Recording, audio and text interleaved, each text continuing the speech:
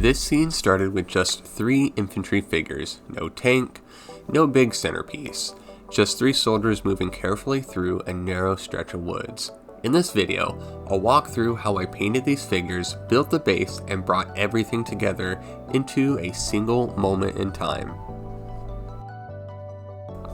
I started the build off with flat earth, beginning on the Pointman's long coat. For these figures, I was really focusing on brush control and precision. In the past, I've had a habit of loading the brush with paint and going straight to the model without touching it onto a paper towel first. When you don't pull off that excess water, the paint goes on more like a wash. That can be useful sometimes, but here, I wanted control. So this time, I made it a point to unload the brush first, then apply the paint deliberately.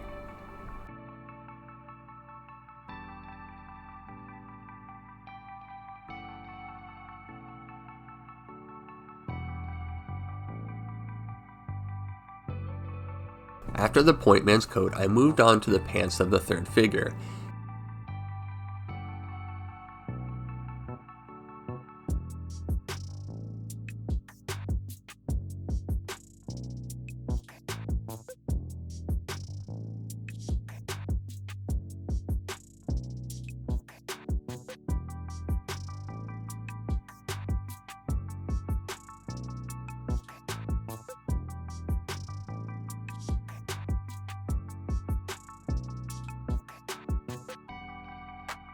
And then the collar of the second figure's jacket, taking my time and trying to stay as precise as possible.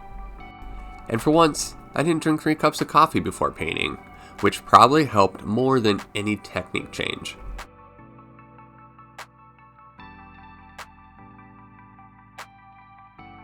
Next, I switched over to all of Drab. I started with the helmets, gloves, ammo belts, and straps. I also painted the second figure's pants at this stage, keeping the color order consistent across the group.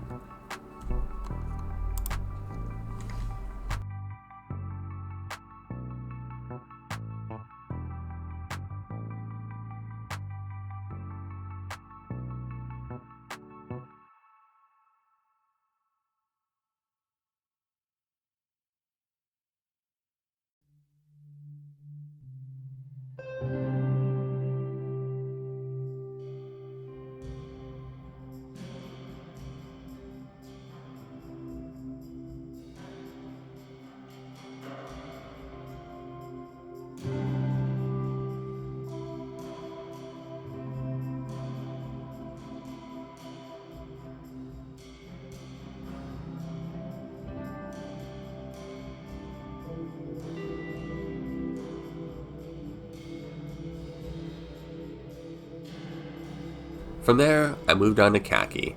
I used it on the Pointman's canteen and entrenching tool cover, the second figure's jacket, and the third figure's ammo belt, pouches, and straps. Khaki is great for breaking up large areas of green without making anything stand out too much.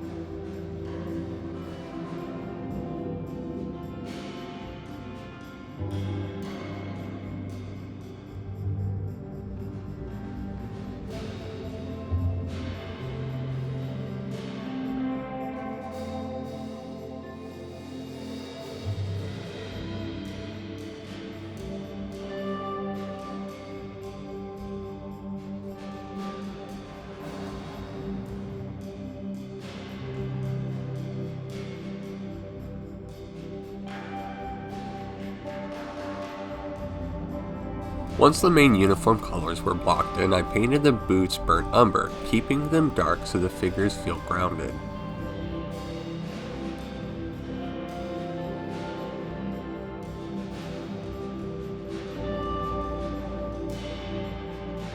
Next, I used buff to paint the M1938 dismounted leggings, or simply the gaiters.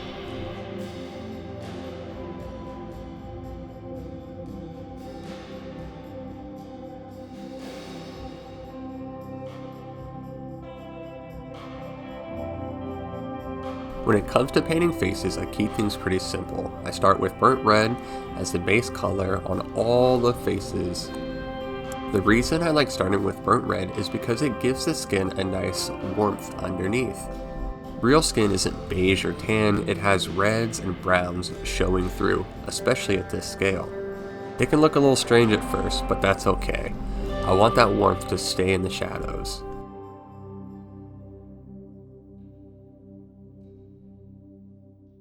Once that's down, I go in with brown sand. Brown sand lightens the face without killing the warmth underneath. It reads more natural than jumping straight into a pale skin tone. Using just these two colors keeps their faces consistent across the group and stops them from stealing attention away from the rest of the figures. I painted the rifle stocks using a mix of burnt red and flat earth. I'm really impressed with how rich the color became. I might use this mix for future stock paintings.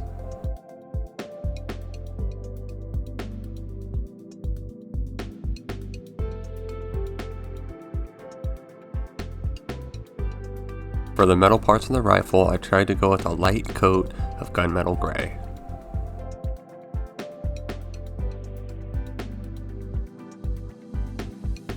Once the figures were finished, I moved on to the base. I started with pink insulation foam, cutting a piece to the overall size I wanted for the scene.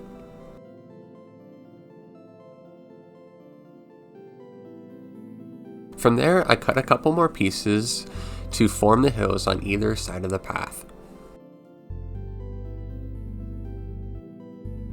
To secure the hills, I used tacky glue on the bottom of each piece, press them into place, and set something heavy on top while everything dried.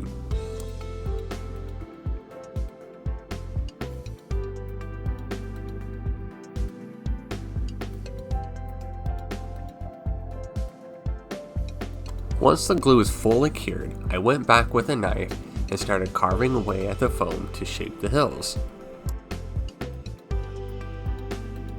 At this stage, I'm not really too concerned about the details, just breaking up the flat surfaces and getting a natural slope.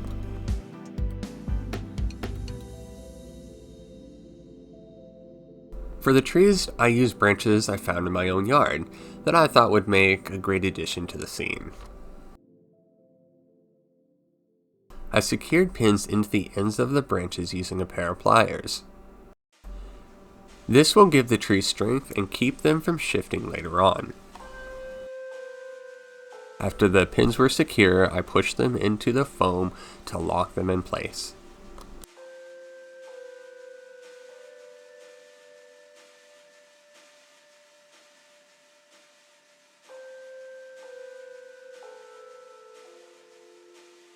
Next, I moved on to the ground texture using AK Interactive Muddy Ground. I started at the top of the hills and worked my way down. This helps the terrain feel more natural, like the earth has settled over time. I made sure to apply it thick enough to fully cover the foam and add a little character to the scene.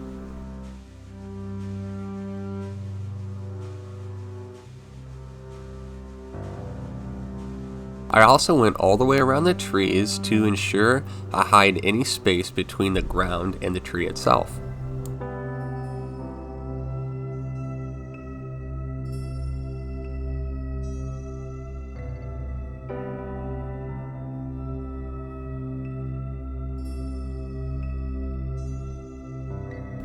Now, before the texture dried, I sprinkled some gray sand along the path between the two hills and added a few rocks. I think it helps add contrast and helps define the path and gives the figures a clear direction of movement.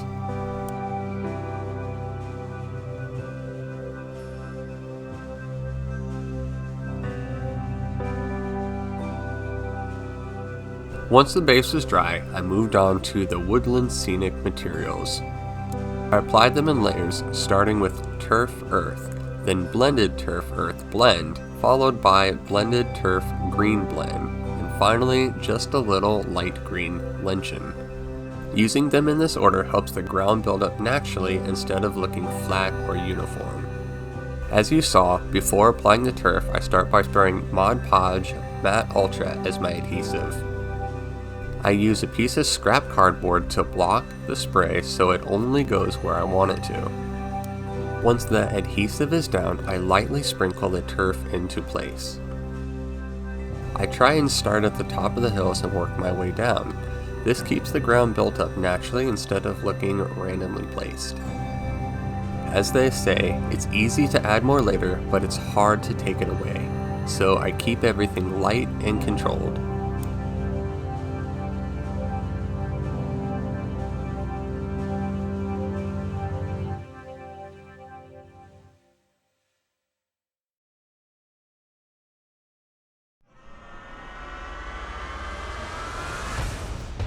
And finally, it's time to place the figures, one of the most satisfying parts of this build.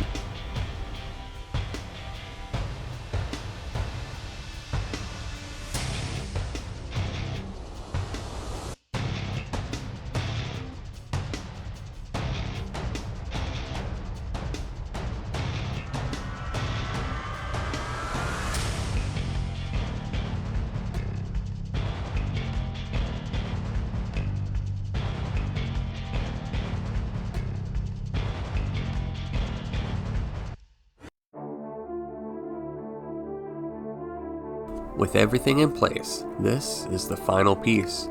3 infantrymen moving along a narrow path, using what cover they can, 1 enemy in sight, and the tension that comes before contact. I titled this scene Along the Treeline. It's a small moment, but one that tells a larger story. 3 soldiers doing their job, one step at a time. If you enjoyed this video as much as I did, be sure to like, subscribe, and leave a comment down below. Let me know what you think. Thanks so much for joining me on this one, and I'll see you in the next one.